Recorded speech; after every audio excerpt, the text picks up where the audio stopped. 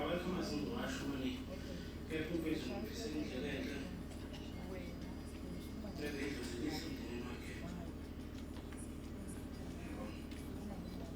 Thank sanibona ngiyaphila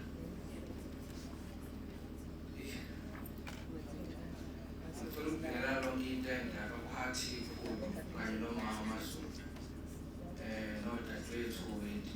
bafowethu anginawo amazwi amaningi fika inyembezi njengamanje amazwi wona ngiyabona ngasuthi mhlambe iy'ngane zikhuluma ulanga lidla into esingayenzanga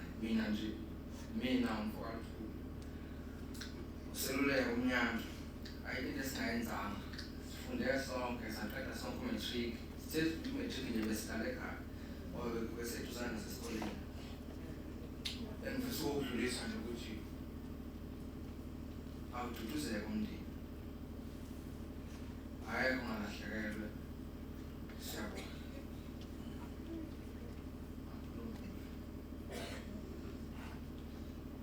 sanibona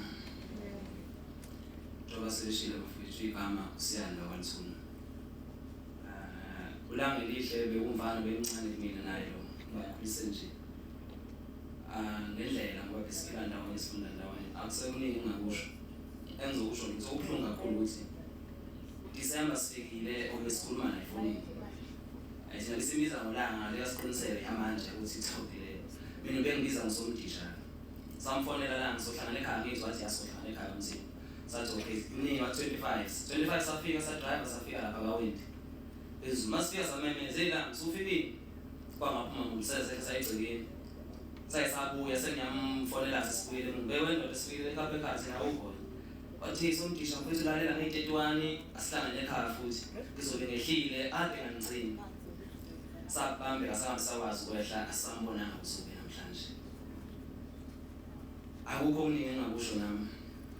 ngithi bafo ngoba indlela isimfile eqala asalisala ngisona kanje iminyaka ethi ngafi nje ko40 sikhuluma ngomunyozelele kanti simbhekile singadake singaphuzeli ukuthi sisobha nje sibuze ubuhlungu kuphelele akukho ukuthi sokusho ilando kamdala ayiphikiswa umndeni waMthembu umndeni wakaZulu wonke nabafowethu osimo kungoyise sinabo nabo bonke abantu abafikile siyabonga kakhulu